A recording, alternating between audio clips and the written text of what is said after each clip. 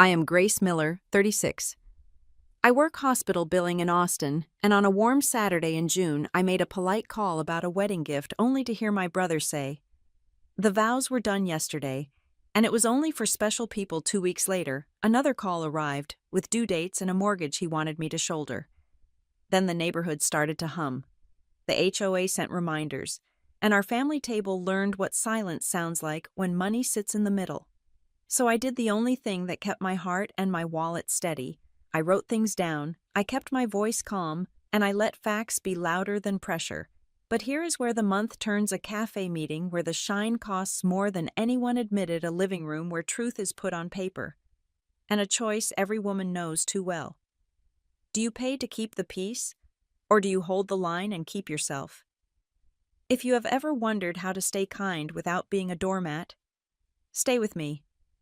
I will show you how a steady voice, a clean record, and one boundary you can name can carry you through a storm made of relatives, rumors, and receipts.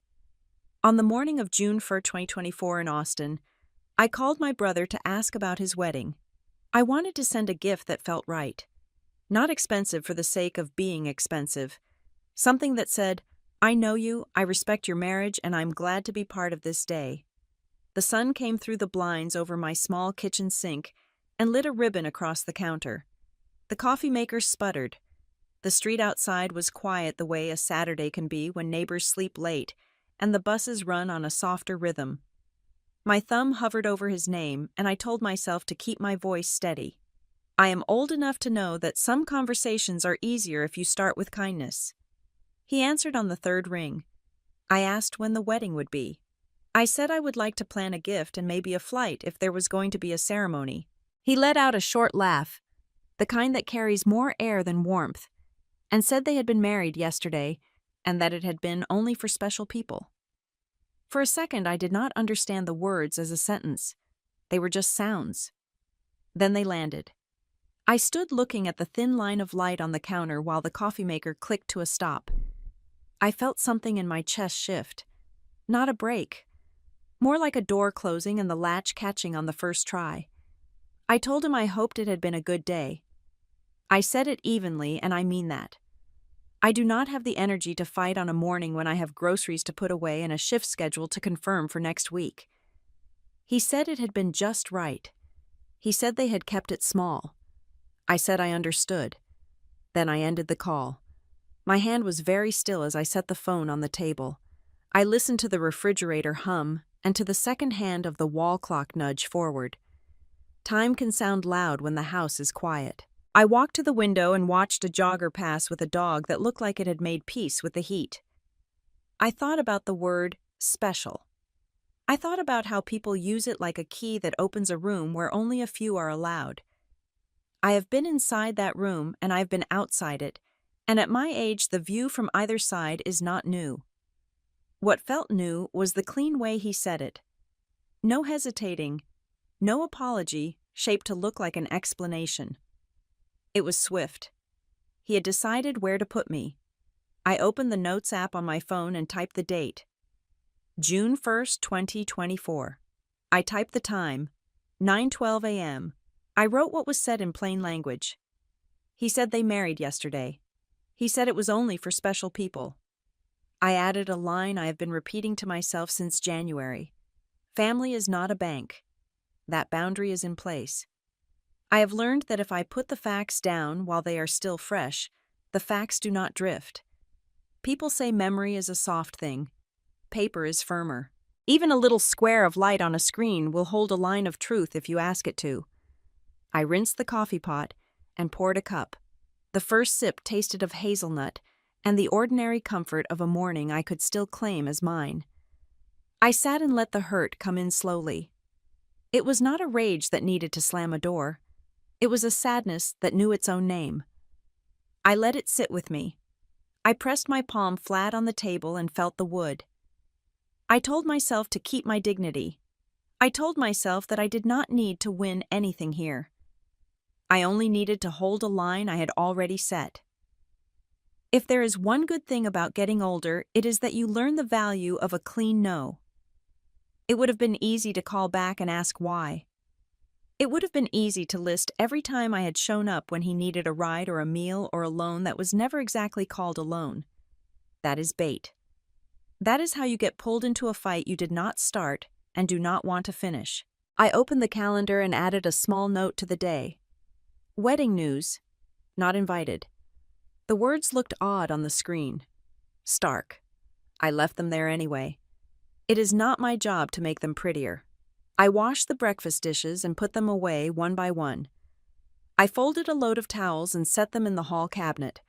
I checked the schedule for next week and confirmed my start time for Monday. It is surprising how steady a house can feel when you make a small order out of a small mess.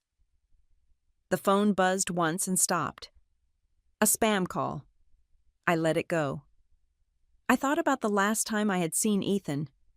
It was sometime in the spring at our parents' place in Round Rock. He had been in a good mood.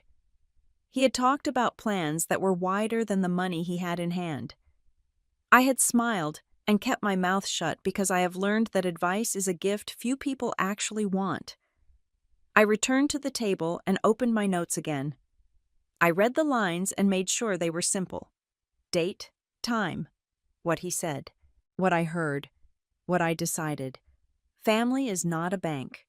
Boundary in place. I put the phone down and sat quietly. In my mind, I walked through what the next call might sound like and what I would say.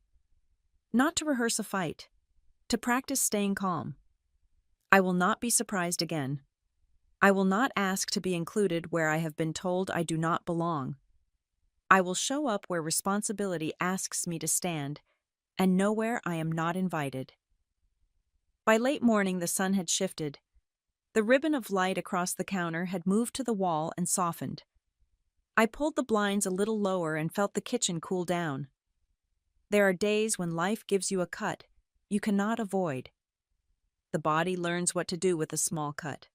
You clean it, you cover it, you let it heal.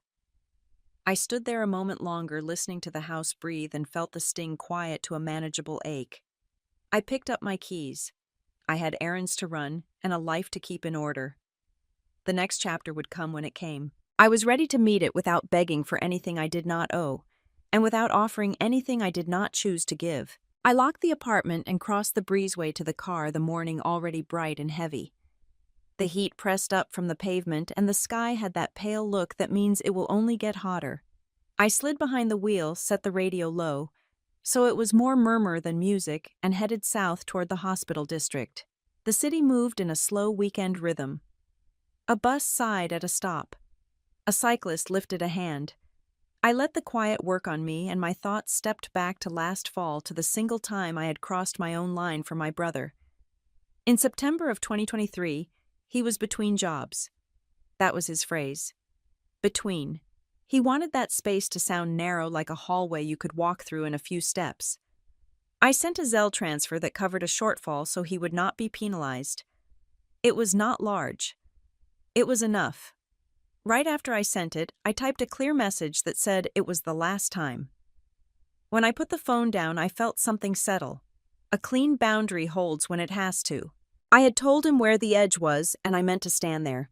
I pulled into the employee garage at Central Austin Medical Center and took the stairs 2 at a time.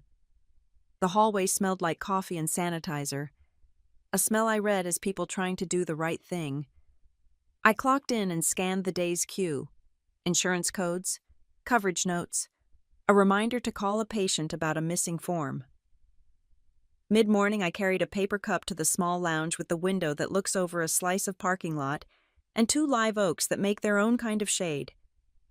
Dr. Priya Patel came in with a folder and sat across from me. We talked the way hospital people talk when the clock is in the room. I told her I had boundaries on my mind. She said work teaches simple rules that travel well into the rest of life. Be transparent. Use a process. Keep personal loans out of professional space because blurred lines break things that need to stay sharp. She said people under stress reach for the nearest soft shoulder, and that I could offer compassion without offering money. She did not make it a lesson. She handed me a tool and trusted me to know when to use it. I felt steadier after hearing it said out loud. On my lunch, I opened my banking app and scrolled back to September. The Zelle transfer sat there like a small stone on a clean shelf. I took a screenshot. I opened my messages and found my own words from that day. Last time. I took a screenshot of that too. I created a folder on my phone called Evidence and moved both images there. I do not expect a courtroom. I expect confusion. Stories twist when no one keeps the facts still. Screens hold still. Dates and times do not fidget, and they do not argue. The afternoon moved in its usual rhythm. I confirmed benefits on 2 accounts, corrected a code that would have caused a denial, called a patient to walk through a simple form, and left a note for Monday's team, so the next person would not have to recheck what I had already verified. When my shift ended, the sky had flattened into a quiet blue, the kind that makes paper glow under lobby lights. I drove to the branch where Monica Lee works.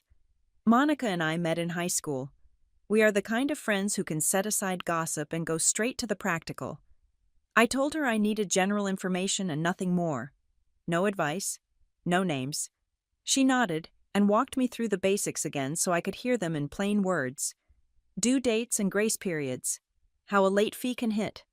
How escrow holds taxes and insurance and rolls them into a single payment. How a mark for a late payment can nick a credit score if it sticks.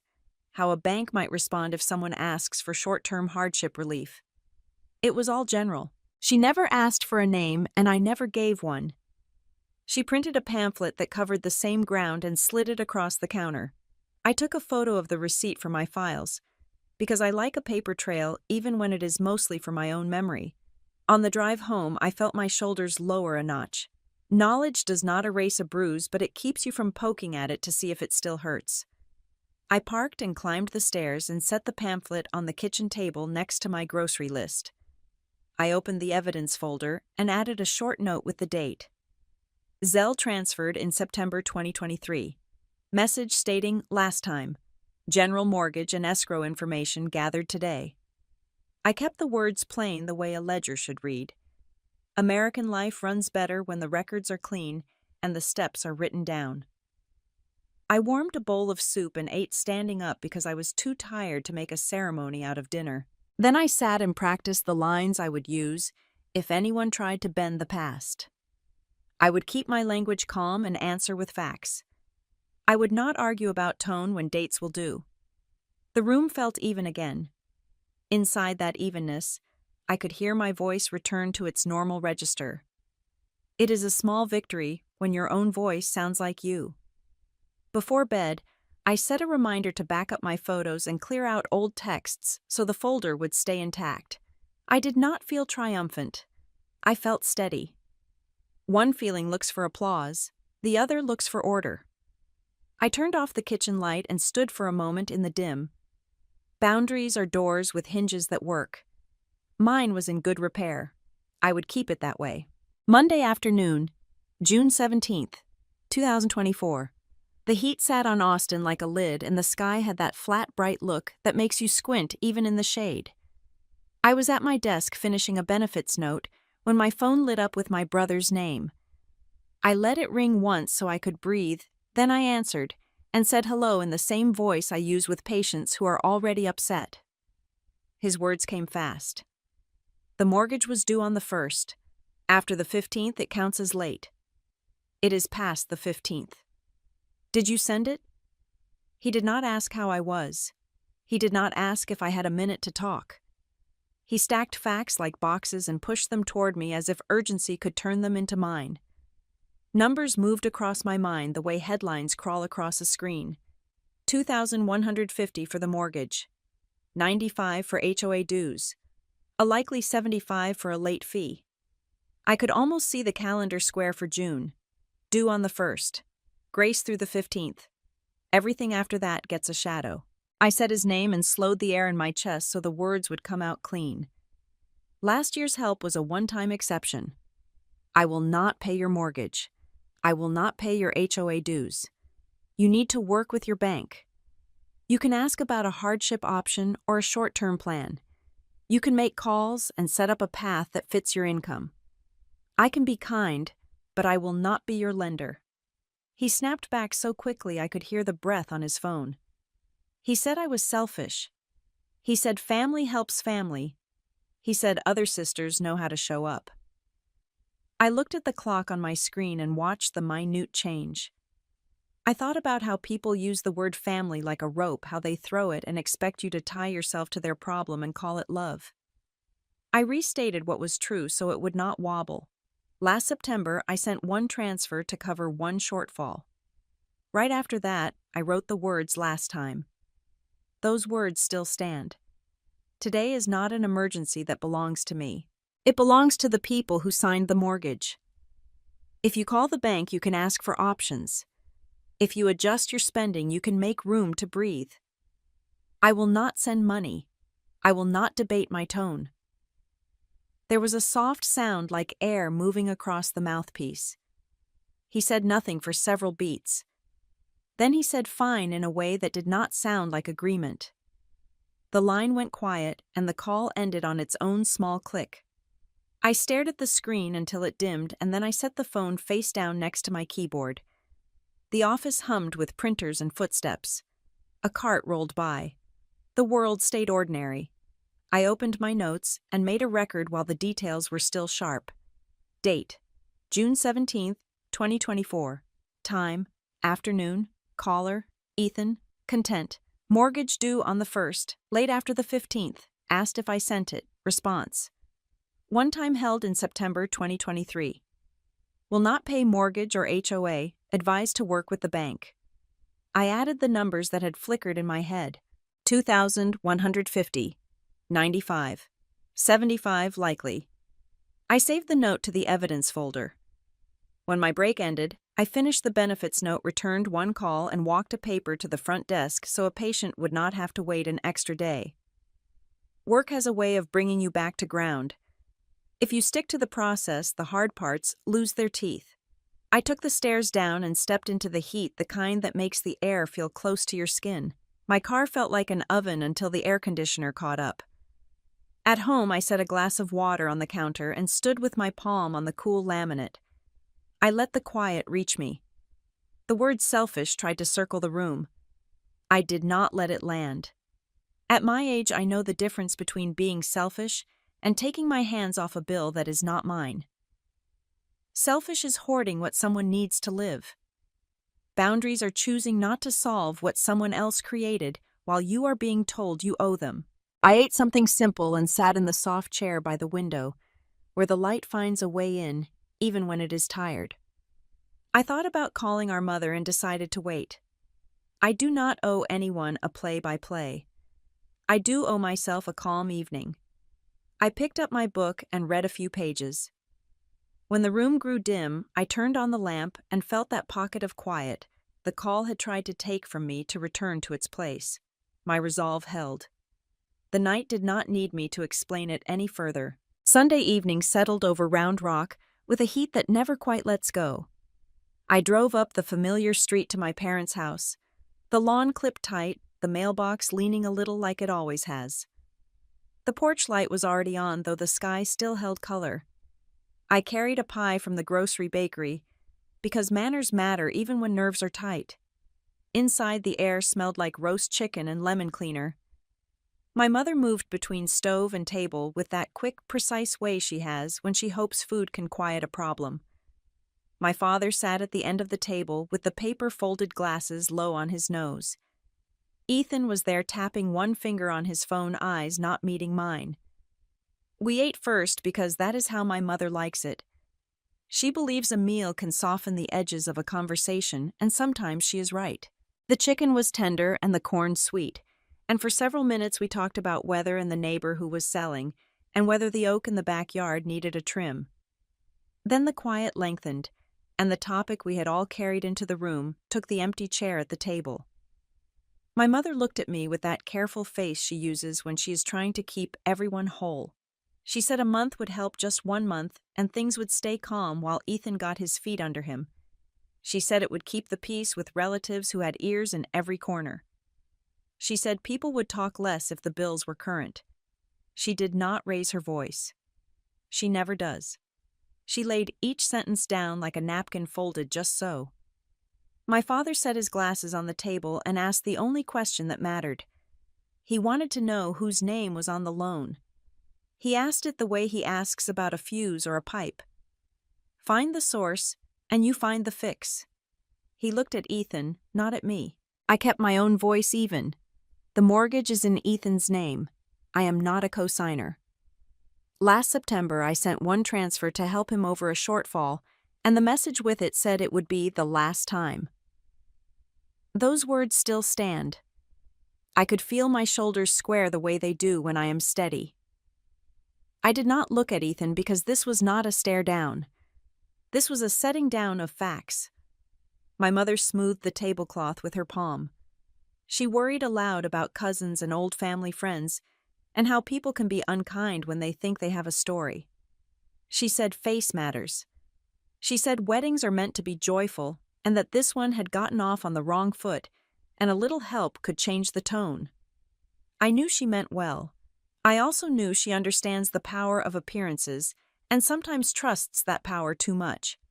I told her respect comes first. Respect for money that is not mine. Respect for truth, so no one has to pretend later. I said I would not write a check to make a rumor stop. Rumors do not stop. They just change shirts. If Ethan needs relief, he can ask his lender for options. That is how grown people do it. My father nodded once slow, as if he agreed with the shape of the path. He turned to Ethan and asked what his plan was. Not a speech, a plan. Work hours, side income cuts that could be made, calls that needed to be placed. He said the bank would listen better to a man who arrived with his numbers in order than to a man who arrived with another person's money. He did not scold. He is not a scolder. He is a man who believes a house stands when each person carries a beam. Ethan kept his eyes on his plate. He said things had been tight. He said the late mark would hurt. He said I was making this harder than it had to be. He did not name a plan. The words felt thin and tired in the air. I pushed my fork into a carrot and waited for the urge to fix it to rise in me. It did not. When you have held a line long enough, the line begins to hold you. We cleared plates. My mother wrapped leftovers in neat squares of foil and discussed who should take which container. She pressed a tub of salad into my hands, the way mothers do when they want to give you something you can carry. In the hallway, she asked again with her eyes, and I shook my head, and she nodded because she already knew. She is a good woman. She can hold two truths at once. She can love her son and accept that he has to carry his own weight. Back at the table, my father asked Ethan to call the bank in the morning and to sit with him afterward to outline what needed doing. He said there was no shame in asking for a short-term plan if the numbers were honest. He said there was shame in pretending and passing the hat to family while calling it love. Ethan muttered that he would handle it. He stood and took his phone to the back door and looked out at the dark yard, as if the grass might suggest a way forward. We did not change our minds. That was clear. But something important had been placed on the table. Responsibility had a chair and a name. It no longer sat in my lap. When I hugged my mother goodnight, she held me a second longer than usual. My father walked me to the door and told me to drive safely, which is what he says no matter the weather. The porch light hummed. The air smelled like jasmine from the neighbor's fence. I set the pie plate on the passenger seat and started the car. The night was the same as it had been when I arrived. The people inside it were a little clearer around the edges. Saturday morning opened warm and bright, the kind of light that makes the blinds glow before you are ready for it. I started laundry and set coffee to brew, planning nothing bigger than groceries and a sweep of the floors. My phone buzzed with a notification from the neighborhood Facebook group, the one our HOA uses for lost pets and bulk trash reminders, and the occasional scolding about parking on the street.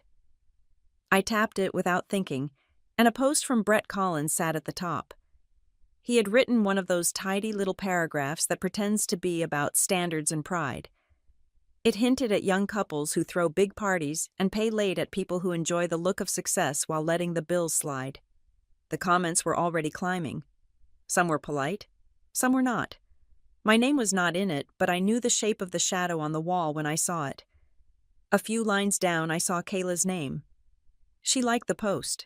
She added a soft sentence that did not name me, did not name Ethan, but anyone who knows how to read a room could hear the hint. A certain relative had refused to help. The family had turned its back. I watched the little heart next to her name and felt the smallest part of me reach for anger. Then I put the phone down and stood at the sink while the coffee hissed. I have learned not to put my heart where it can be pecked at by strangers staring at screens. Another notification landed while I was pouring a cup. This one was an email. Carmen Reyes from the HOA office had sent a reminder to the address on file for Ethan and Kayla, and I was on the list as a courtesy contact from an old neighborhood safety committee we had staffed together years back. The note was concise and plain. The dues of $95 were outstanding. A second reminder would follow if payment did not post. It included a timestamp precise enough to make me smile at the efficiency. I took a screenshot and saved it, then opened the Facebook group again and took a screenshot of the post. The like, the hint, the clock in the corner of the image that told the story, as well as any sentence could. I made a folder inside the evidence folder and labeled it Community.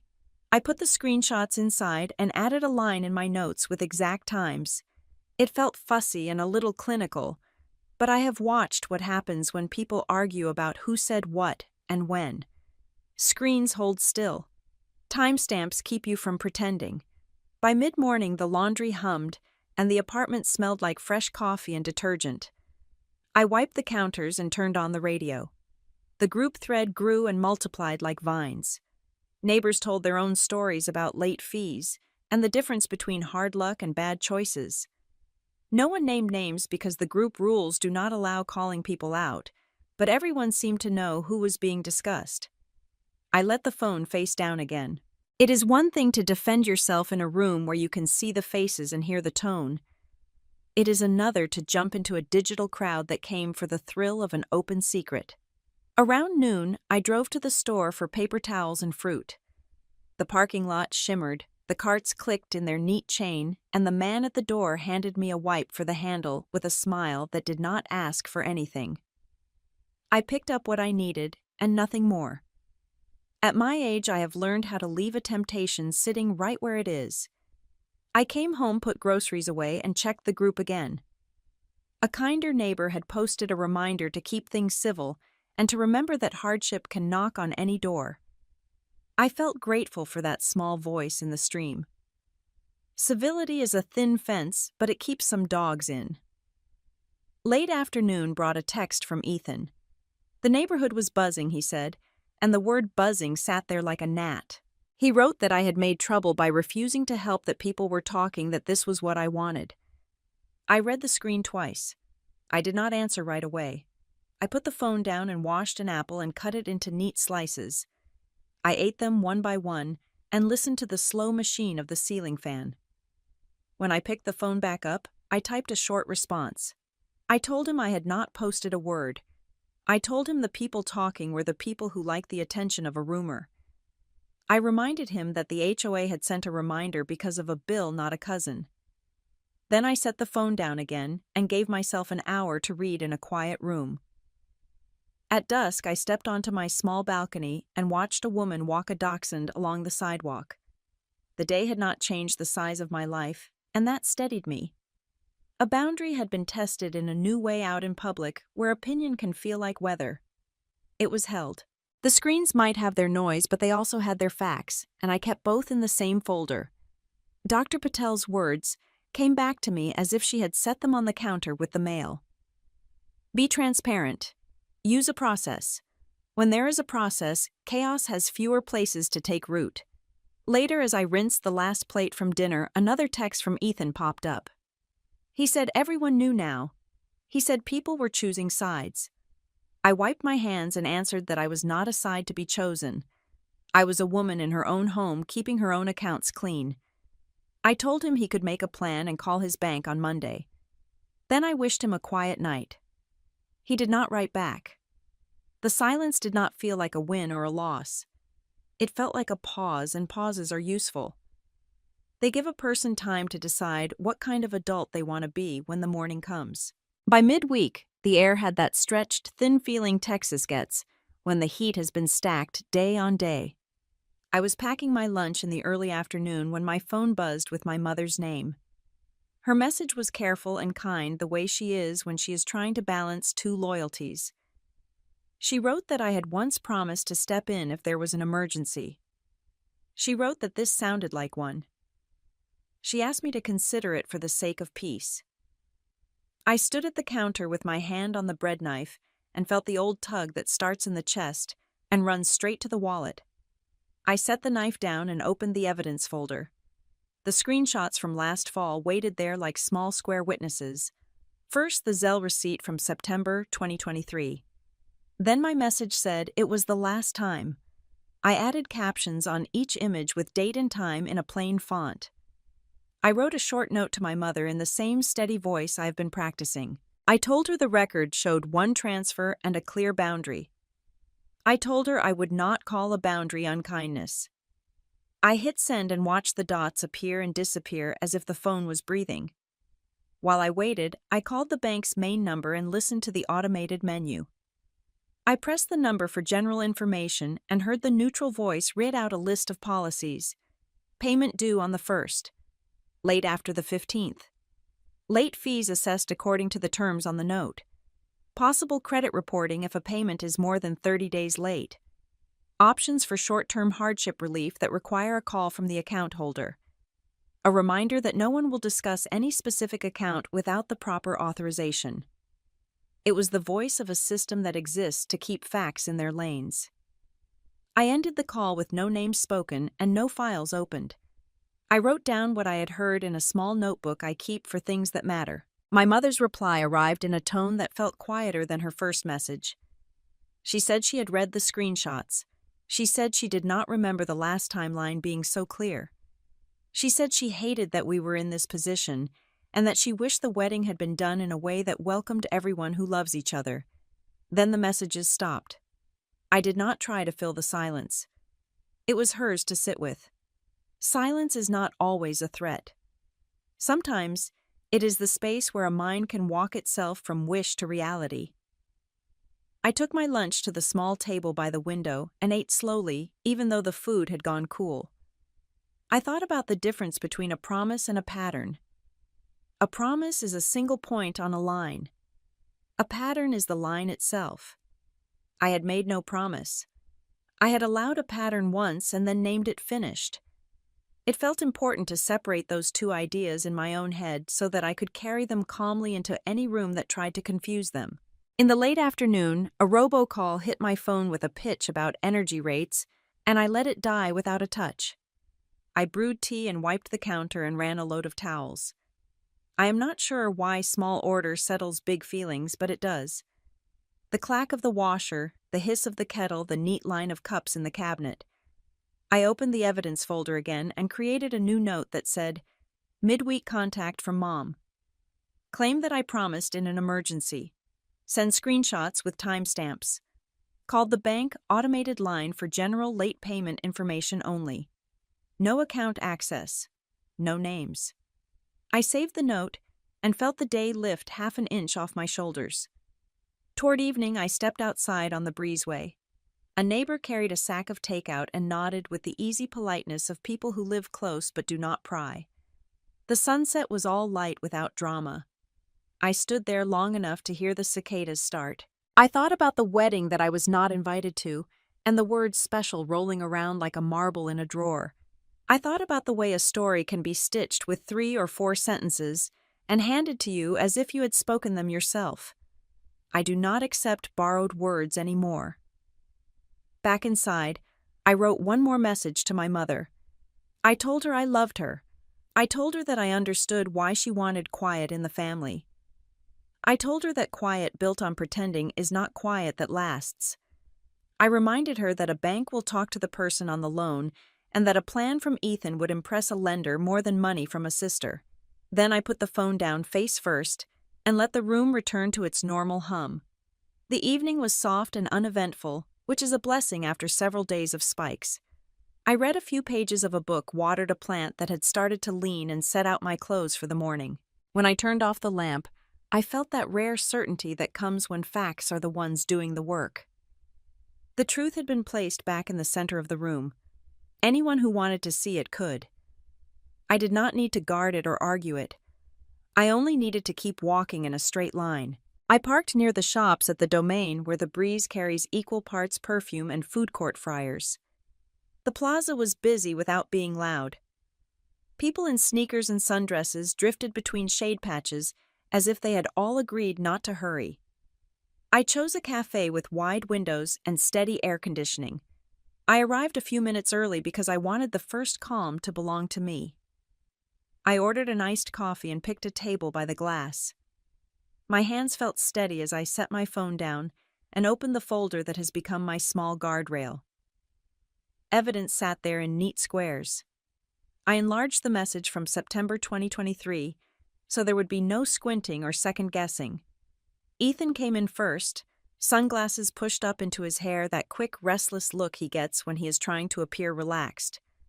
Kayla followed with a tote bag on her shoulder and a smile that looked like it had been ironed smooth. I greeted them, and sat back down. I did not hug. This was business. A soft kind of business because we are family, but business all the same. I slid the phone halfway across the table and said I wanted to restate what I had already put in writing. Last year I helped once. I said last time. I meant last time. I told them I do not fund other adults. I told them a bank is built to deal with cash flow, and that a plan speaks louder to a lender than a sister ever could. Ethan asked for 1 month. He said that would be enough to keep the mark off to save the credit score from a bruise he could not afford. He said he had a contract coming, that the timing was wrong, that 1 month would bridge the gap. He put his hand on the table and tapped a beat that sounded like urgency. I recognized that rhythm from other times. Urgency can be persuasive. It is still not a budget. Kayla said the credit score mattered for the upcoming bid. She said a single late flag can ripple into higher costs on everything, and she was not wrong. She said they had already tightened their belts, and that the month ahead was just crowded. She chose the word crowded as if payments were guests that had arrived all at once. I asked which payments were crowding the calendar. She looked at Ethan and then back at me and began to list them. The ring payment, she said, and for a moment she seemed to forget she was telling me something I had not been told before. She named a number that matched the kind of rings you see in glass cases under soft lights. Then she mentioned the after-party bill, the one they had thought would be covered by gifts, and here her voice slipped. She had not meant to say it like that, I could tell. She added that the party deposit had been due the same week as the mortgage, and that a second installment was set to hit before the end of the month. I asked about utilities and insurance and any other fixed costs. She glanced at Ethan again. He said they were fine, said he had it, said this was just an unlucky pileup. I let the statement sit. I did not nod. I did not shake my head. I have learned that silence is a clean tool when people try to fill it with their preferred version of events. I offered the paths I know, and I offered them as information, not instruction. Work with the bank. Call and ask for a short-term hardship option. Ask whether a payment plan can be set that prevents a late mark from sticking. Pick up extra shifts for a few weeks and direct every dollar into catching up. Sell non-essential items. Cut luxuries, even the small ones that feel like rewards. I said a plan like that can make a lender patient because lenders prefer a borrower who brings a map. Kayla nodded. She said that made sense. She picked at the edge of a napkin without tearing it. She said the ring was financed on a store card at a promotional rate, and that the rate would jump if they missed 2 payments in a row. She said the after-party had been more than they intended because the guest list grew in the final days, and they did not want to disappoint anyone. She said the word disappointment like it was a debt all by itself. Ethan leaned back and stared at the ceiling. He said, "Do not lecture me." He said I was not married and did not get it. He said I always act like a manager, even when I am not at work. The air shifted cool in a way that has nothing to do with the thermostat. I have known this before. When a boundary does not move, some people try to push the person instead. I kept my voice quiet and ordinary. I said I am not lecturing. I am describing what grown people do when bills and choices collide. I told him again that I will not pay his mortgage or his HOA. I told him that I would rather see his plan on paper than see my money in his account. I told him that my decision is not a judgment of his marriage. It is a decision about my wallet. For a moment, we all looked at the traffic beyond the glass. A bus pulled up and let off two teenagers who laughed at something on a phone. A woman walked past with a bag from a home goods store tissue paper lifting like a small flag. Normal life kept carrying its groceries while the three of us sat with the size of ours. Kayla said she could sell a designer bag she did not use. She said she could cancel a salon product order that was more wanted than needed. She admitted that the after-party had been her idea, that she had wanted to mark the moment with a shine, that she had let the word special pull on her the same way it had pulled on Ethan. She did not look at me when she said it. She looked at the condensation running down her plastic cup and smeared the moisture into a clear line. Ethan rubbed his eyes and said, "Rent out the extra room for a month," then shook his head and said that would be complicated.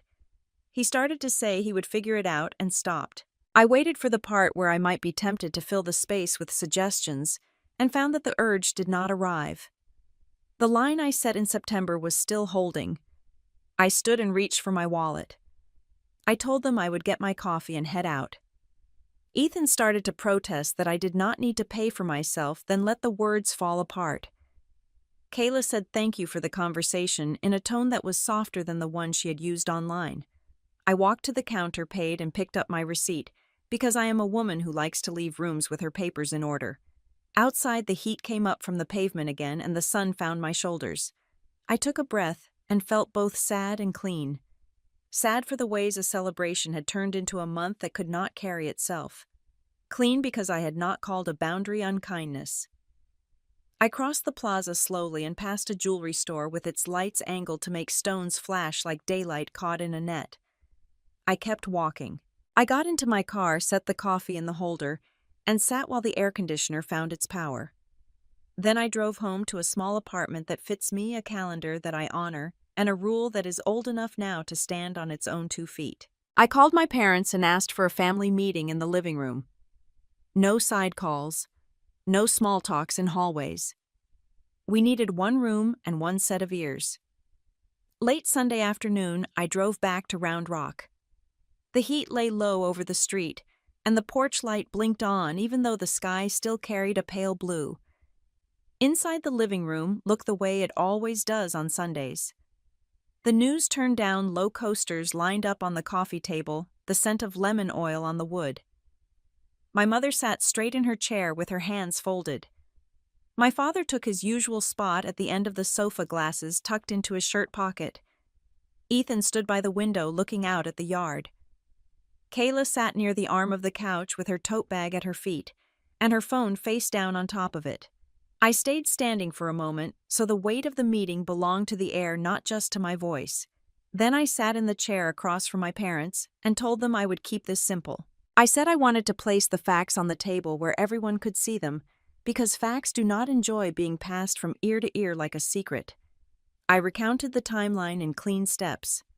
June 1 was the call where Ethan told me the wedding had already happened and that it had been for special people. June 17 was the call about the mortgage due on the 1st and late after the 15th. The following week, the HOA reminder arrived for 95, and the group posts began to bloom. Last September, I sent one transfer to help cover a shortfall, and my message with it said, "Last time." Those words are still standing, and I am still standing behind them. No one interrupted. My father nodded once, as if to mark each date. My mother kept her hands folded and looked at the space between us like she could calm it with her gaze. Kayla watched the phone as if it might start talking on its own.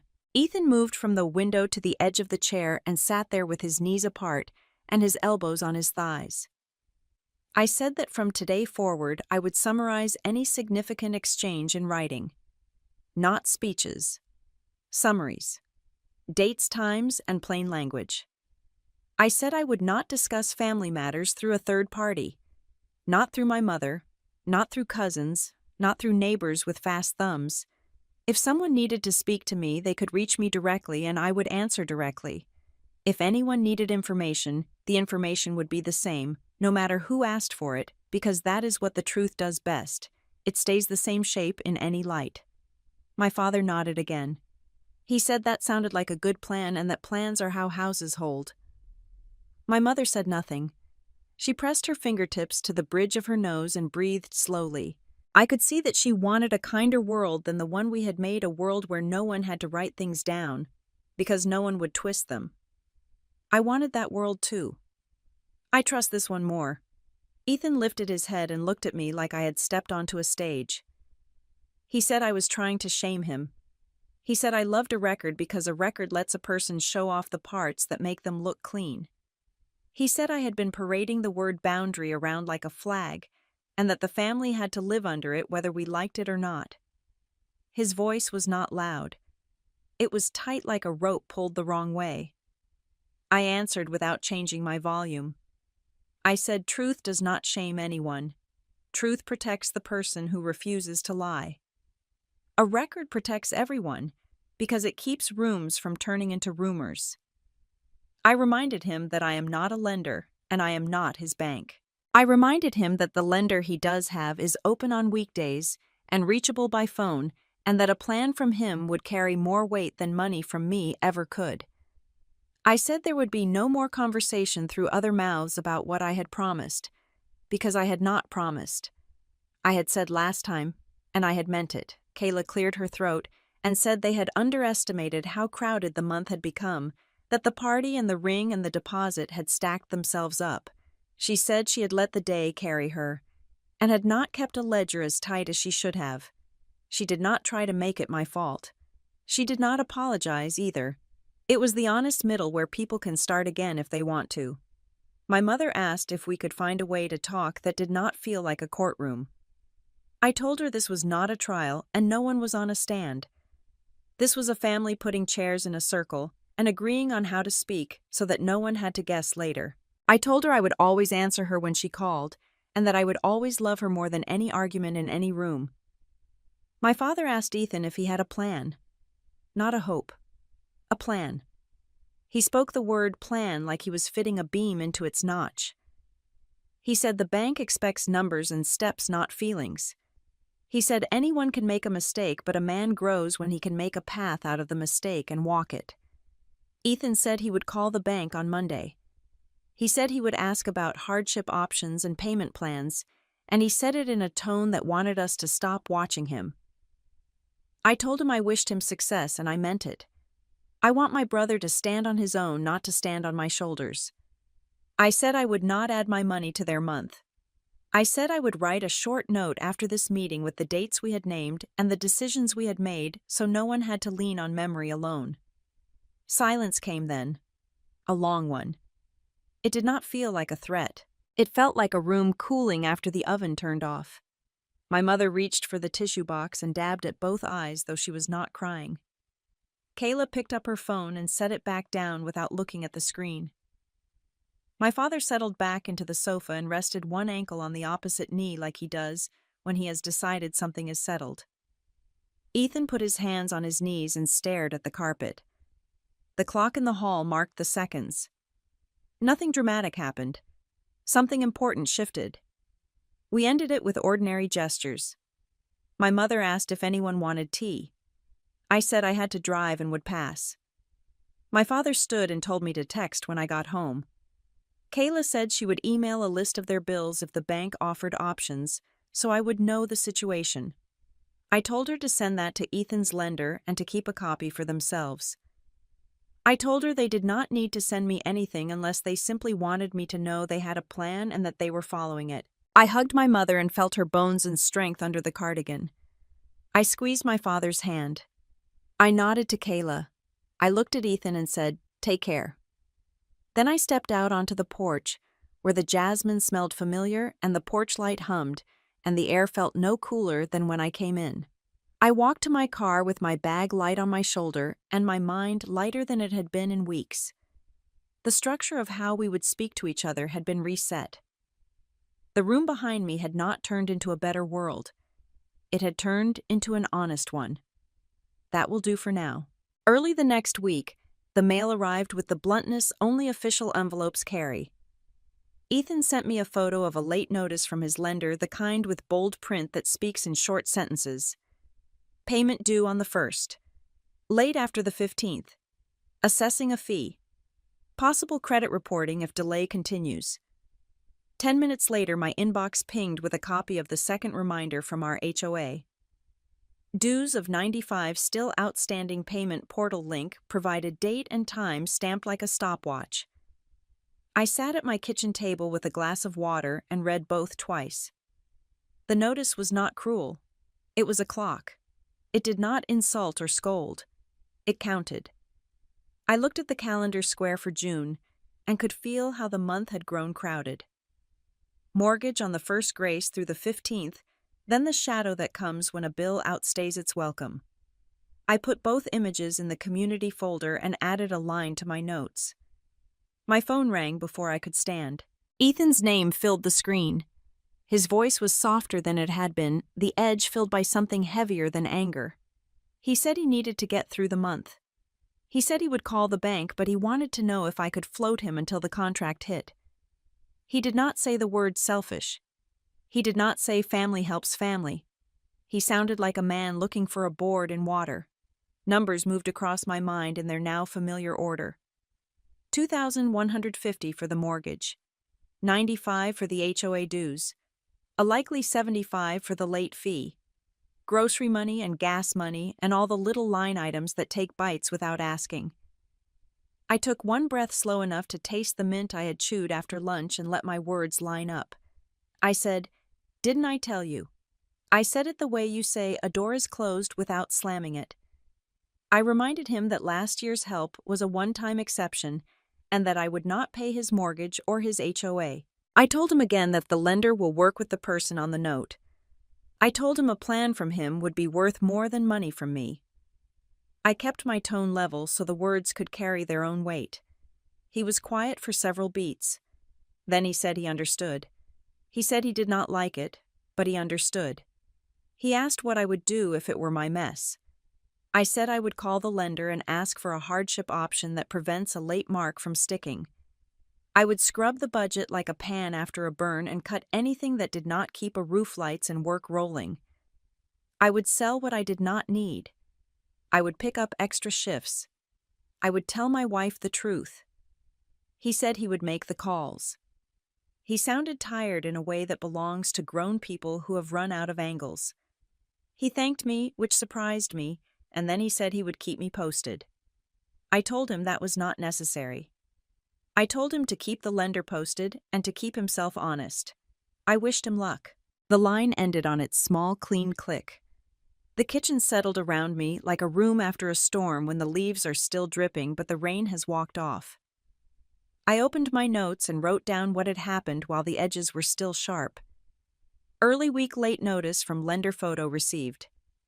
Second HOA reminder copy received by email.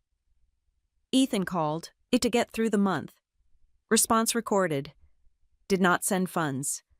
Suggested bank options, budget scrub sale of non-essentials, extra shifts. Saved to evidence and community folders. The act of typing steadied me. Records ask nothing of you but accuracy. Accuracy repays you by keeping confusion from moving in. I did small things that return a house to itself. I folded dish towels and slid them into the drawer. I watered the plant by the window and turned it so the leaves could find a better light. I put the envelopes from my own mail in a neat stack to pay Friday. It is not the power that I feel when I make orders. It is peaceful. Power is loud. Peace is the quiet that lets you hear your own good sense. As evening came on, I stepped out to the breezeway and watched the color go out of the day. Somewhere down the row, a television laughed. A car door shut with a solid sound. I thought about the word karma as something people fling when they want the universe to do their fighting. This was not that. This was simple arithmetic. Choices have due dates. Due dates grow teeth. Teeth leave marks you can count. I went back inside and put my phone on the charger. If he called again, I would answer. If he did not, the plan was still the plan. My work was not to carry his month. My work was to keep my own month upright. I rinsed my glass, turned off the kitchen light, and let the apartment ease into its soft end of day. Thursday afternoon, I was sorting a stack of mail on my kitchen table when my phone lit with Kayla's name. Her voice sounded smaller than I had ever heard it. She said she was at home going through insurance papers and found a folder tucked behind the manuals. Inside were credit card statements she had not seen and a personal loan notice with Ethan's name on it. The dates stretched back months. The balances were not guesses. They were printed numbers that do not blink. She said pride had been driving her, that she had wanted the wedding to shine, that she had liked the way people looked at them when the room glowed. I let her finish before I spoke. I told her I was glad she had found the papers. I told her the truth is heavy, but it sits still. I told her that the next step belonged to her and Ethan, not to me and not to my mother. Speak to the bank yourself, I said in my steady voice. Learn what is real for your situation, ask for short-term options that fit the math, then sit with Ethan and put all the numbers on one table. Do not pass messages through my mother. Do not use me as the place to set your worries. Use paper. Use dates. Use direct words. She apologized for her comment in the neighborhood group. She said she had been carried by a story she wanted to be true, the story where the family steps in quietly and no one has to look at the bill. She said she would correct it. I told her a correction without naming names is more graceful and just as clear. She thanked me, and I could hear dishes clink in the background, the sound of a kitchen being put to rights. We hung up and the room felt cooler. I made tea and stood at the window while the water went from clear to amber. I thought about the ways women are taught to keep a surface smooth. A shiny table. A smiling photo. A gift list that looks like abundance.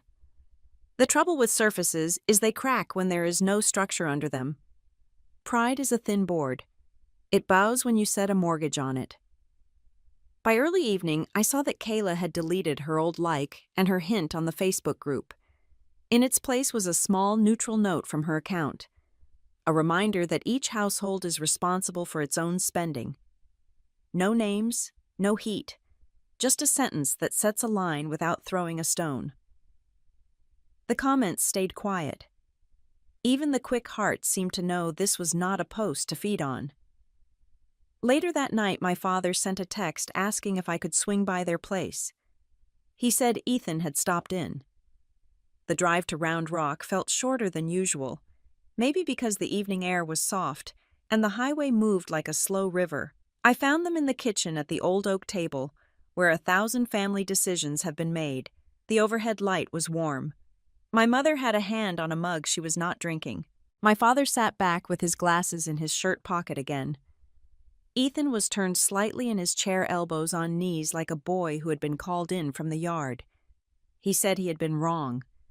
He said the words in a voice that did not argue with itself. He had been living beyond his means. He had counted on silence. He had believed he could keep the image bright while the ledger curled at the edges. He said he was going to call the lender first thing in the morning. He had already started a list of subscription cuts. He had texted a coworker about extra shifts and had put the Ring store number at the top of a page to ask about preventing a rate jump. He did not look at me when he spoke. He looked at the notepad on the table like it was a tool he had finally agreed to use. I said I was glad to hear a plan to sit in the room. I told him plans to give people places to stand. I told him I wanted him to succeed at carrying his life himself. My mother exhaled in a way that told me she had been holding more air than she knew. My father nodded once and said numbers and steps, not feelings, and Ethan nodded back. Kayla arrived a few minutes later with a folder under her arm. She sat and slid the folder between them. She said she had posted a neutral note online and that she did not want to fight about the past. She wanted to make a path through the month and then the next. She said she was ready to sell a designer bag she did not use. She said she would cancel a standing order for salon supplies. She said she had spoken with a representative about the ring card and knew what they needed to do to avoid a rate increase. None of it sounded grand. It sounded like work. I did not stay long. This was not my meeting to run. Before I left, I told them both to write down who would call which number and by when. I told them to bring a printed list to any conversation with a lender. I told them to treat the notes like rails on a staircase. You do not always need them, but when you do, they can keep you from falling. On the drive home, the road was quiet and my hands were steady on the wheel. The night had not solved everything. It had removed one mask. That is a kind of progress that lasts. Morning light slid across my kitchen table while I opened a blank email and let the cursor blink like a small metronome. I wanted the words to be plain and calm the way a good sign is on a country road. Not legal language, not heat, just the shape of what I would and would not do. I typed the names of my brother and his wife and read them twice to steady myself. Then I began.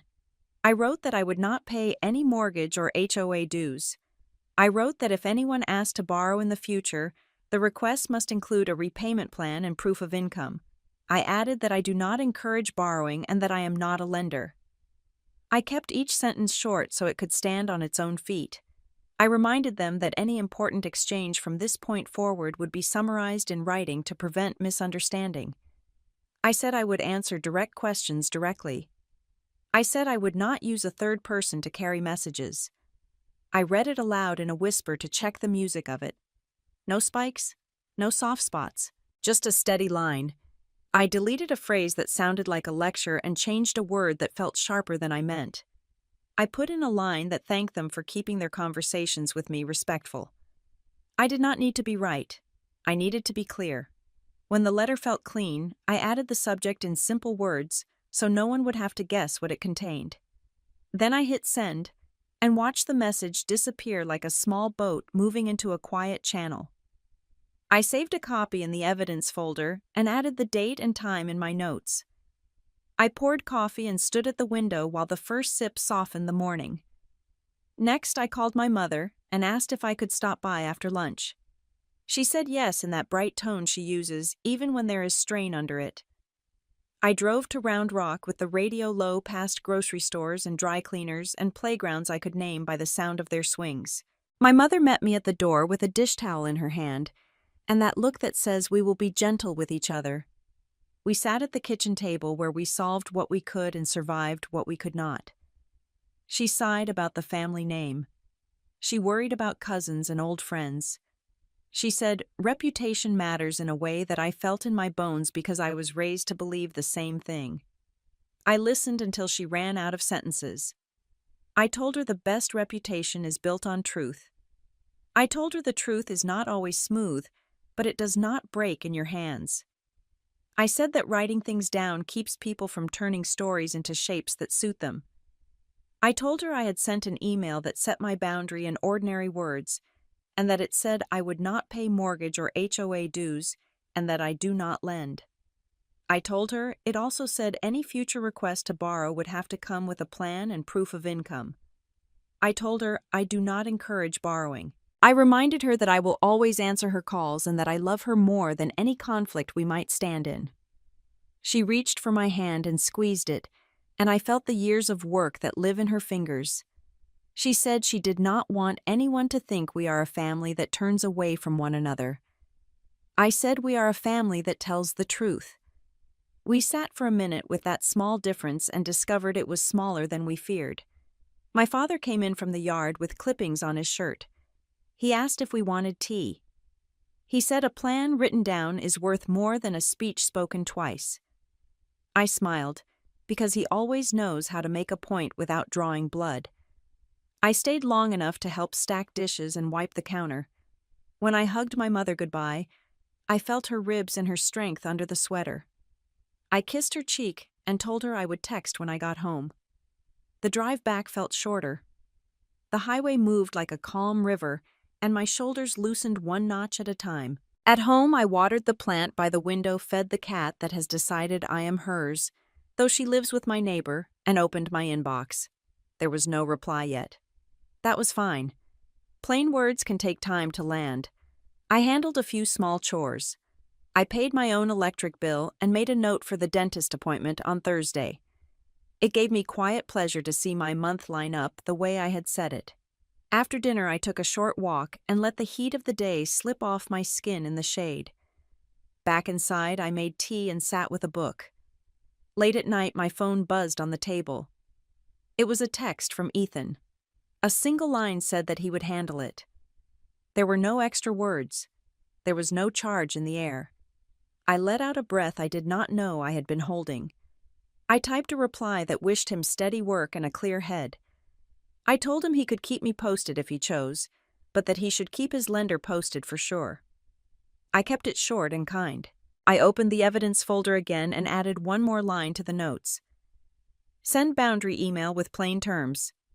Visit mother to discuss family reputation and truth. Text from Ethan promising to handle it. Replied with good wishes and a reminder to work with the lender. Saved. It was not a triumph. It was an alignment. The inside of my life matched the words I had written. Before bed, I turned off the kitchen light and stood in the doorway for a moment. The apartment had that soft end of day feeling I love. In the quiet, I felt a door click into place in me. No slam. Just a latch finding its notch. The boundary was not new, but now it was in writing. I was kind, and I was firm. That mix has taken me a lifetime to learn. I locked the door, set my phone on the charger, and let the room go dark. October settled over Austin with a softer light. The heat stepped back and the mornings felt like they had been rinsed. On a Tuesday, my inbox held a short confirmation from the HOA office that dues were current. No balance. No reminders scheduled. I added the note to my folder without ceremony and felt something quiet unlock in my shoulders. Later that week, Ethan sent a message that read like a checklist brought to life. He had sold the second car. He had signed a new contract that would carry him through the winter.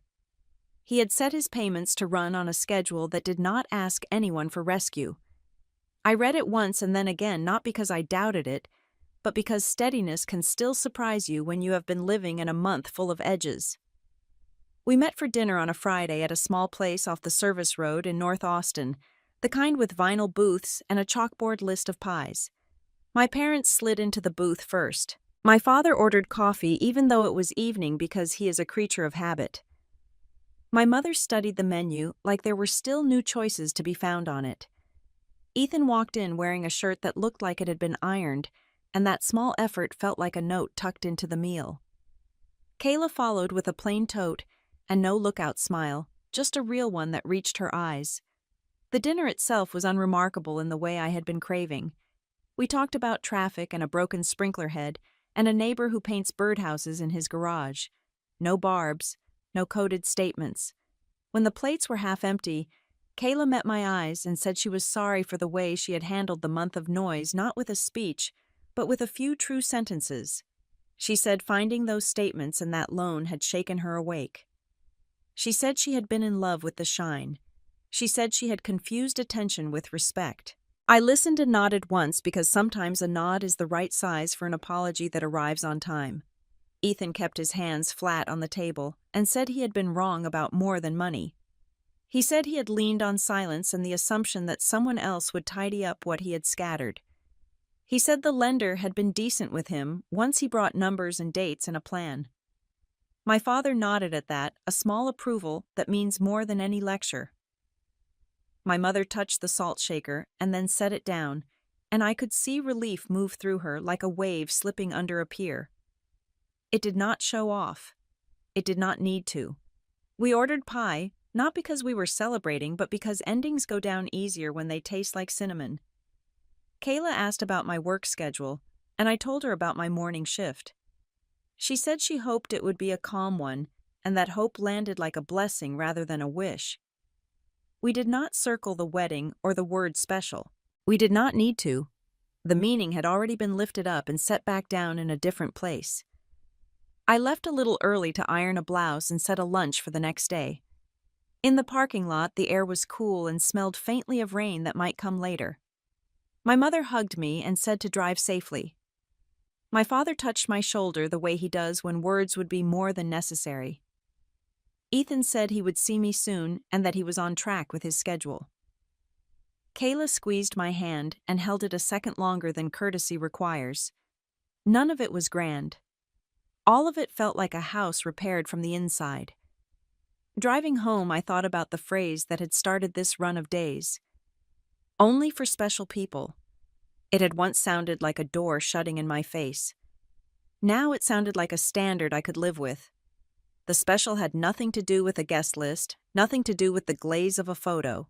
Special meant you paid what you owed, you kept your word, you respected the lines that keep love from tipping into damage. Special meant the people at that booth who had learned how to sit together without asking anyone to be smaller than the truth. I parked, climbed the stairs, and turned on my kitchen light. The plant by the window tilted toward its own sun, steady and green. I set my keys in their bowl and felt relief that was not loud. It was the relief of a book closing on a chapter that had found its honest end. If you have had to draw a hard line with your own family and still wanted to keep your kinship and yourself, tell me how you did it. I would like to hear the ways other women have held the line and kept their hearts whole. My hand trembled as I held the phone, listening to my sister's smug voice through the speaker. Thanks for the brilliant idea, sis. I've already got investors lined up. You should be proud. Your invention is finally going somewhere.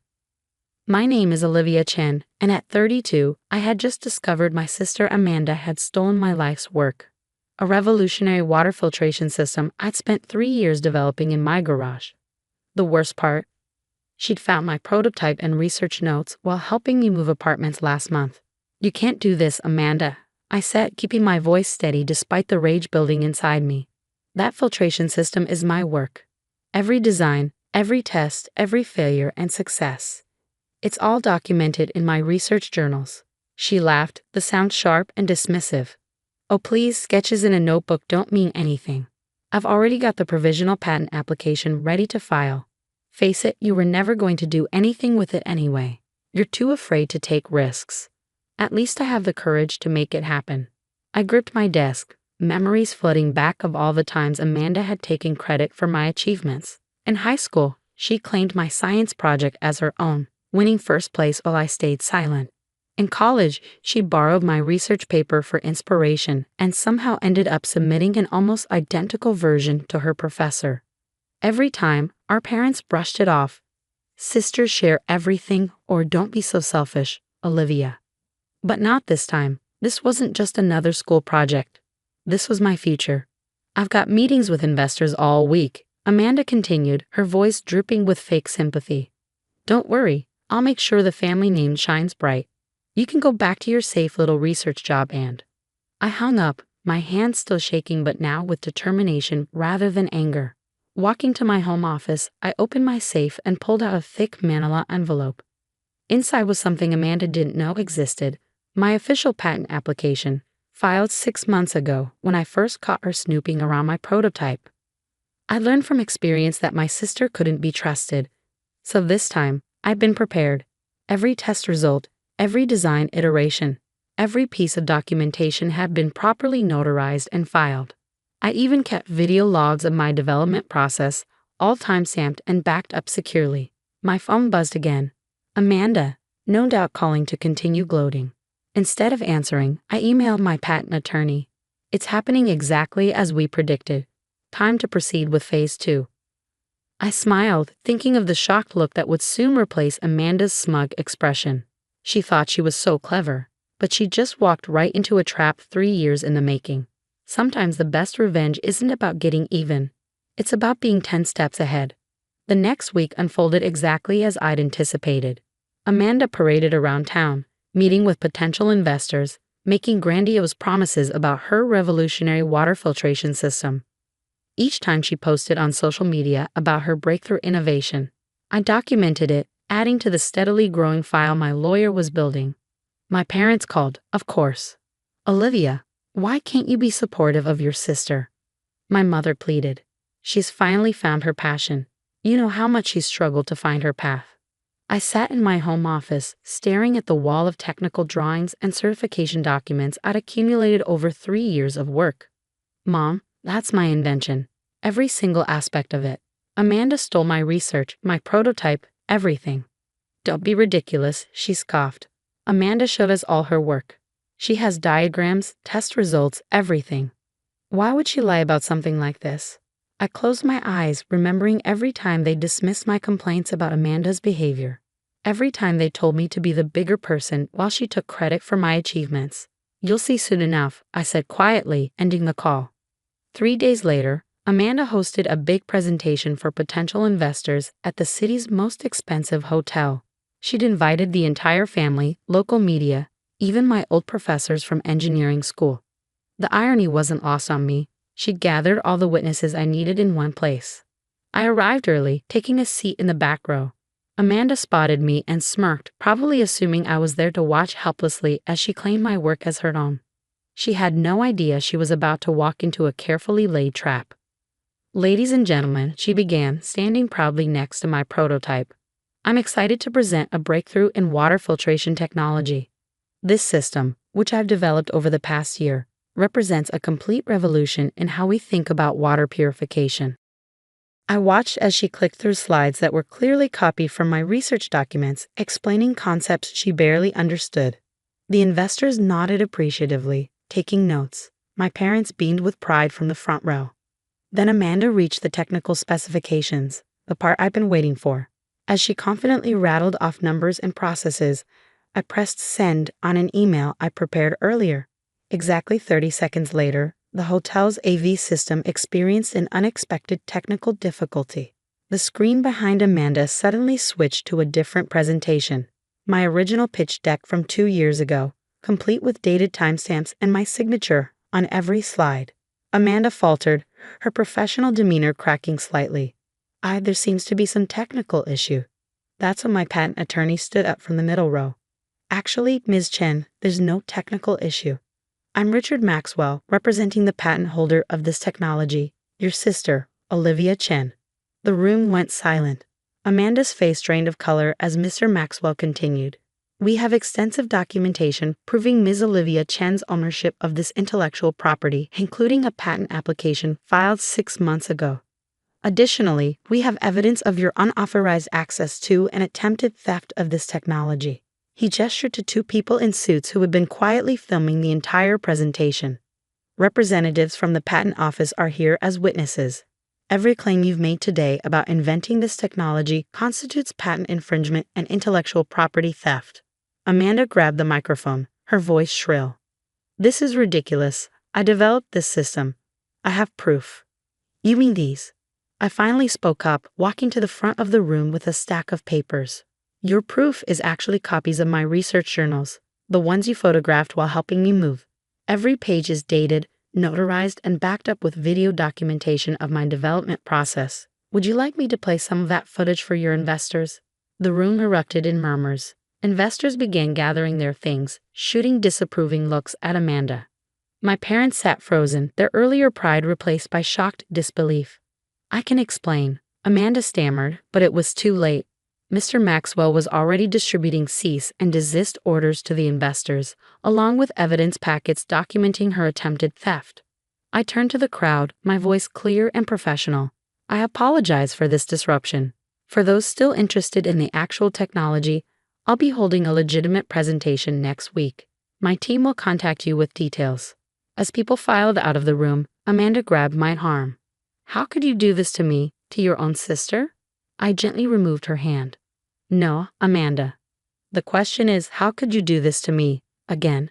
Did you really think I wouldn't protect my work this time? Our parents approached, their faces a mix of emotions. Dad looked disappointed, but for once, not in me. Mom just looked tired. Amanda, is this true? She asked quietly. Did you steal your sister's work? But Amanda was already pushing past them, running from the room in tears. She'd always been good at playing the victim when her schemes fell apart. The aftermath of Amanda's failed presentation unfolded like a carefully orchestrated symphony. Within days, my patent was fully approved, and several investors who had initially been approached by Amanda reached out to me directly. The irony wasn't lost on me. My sister's attempt to steal my invention had actually accelerated its path to market. But the personal fallout was harder to navigate.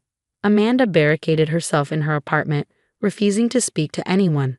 Mom called daily, alternating between apologies and attempts to broker peace.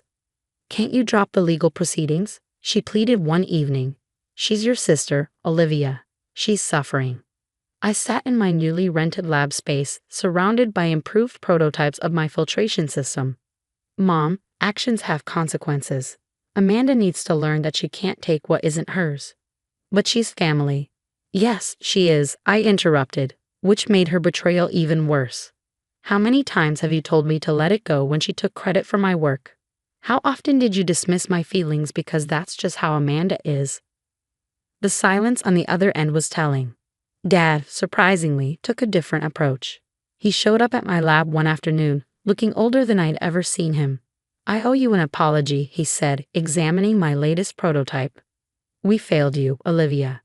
We enabled Amanda's behavior, made excuses for her, and taught her that she could get away with anything. Tears pricked at my eyes, but I kept working, adjusting a valve on the filtration unit. Why was it always my responsibility to keep the peace? Because you were stronger, he admitted. More capable. We took advantage of that, expected you to be the bigger person. It wasn't fair. He picked up one of my technical journals, flipping through pages of calculations and diagrams. This is incredible work, by the way. I'm sorry I didn't see it sooner. 2 weeks after the presentation, Amanda finally reached out through her lawyer. She wanted to negotiate, to find a way to collaborate on the project. My response was simple. She could either sign a legal admission of her attempted theft and agree to cease all claims to my invention, or we could proceed with a full lawsuit. She chose the former, though not without attempting to spin the story one last time on social media. But my documentation was too thorough, my evidence too complete. Her posts only served to make her look more guilty. The real surprise came during a family dinner a month later. Amanda showed up unannounced, looking different, humbled, perhaps. I've been talking to a therapist, she announced quietly, about why I do these things. Take what isn't mine. Try to be you instead of finding my own path. I continued eating, not ready to offer forgiveness just yet. I'm not asking you to trust me again, she continued.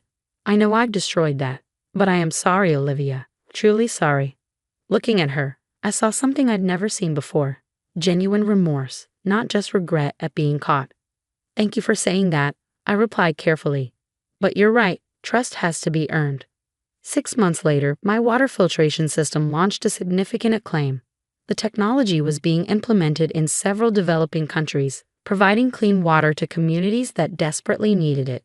Every interview, every press release, every demonstration carried my name. Olivia Chen, inventor and engineer. Amanda found her own path eventually, going back to school for environmental science. Sometimes she'd send me articles about water conservation or sustainable technology, not trying to take credit or compete, just sharing information she thought I'd find interesting. Mom and Dad came to every demonstration, every award ceremony. They'd finally learned to celebrate my achievements without trying to share the spotlight with Amanda. It was a different kind of family dynamic, not perfect, but more honest. One evening, as I wrapped up a successful presentation, a young engineering student approached me. Ms. Chen, she said hesitantly, I read about what happened with your sister. How did you find the strength to stand up for yourself?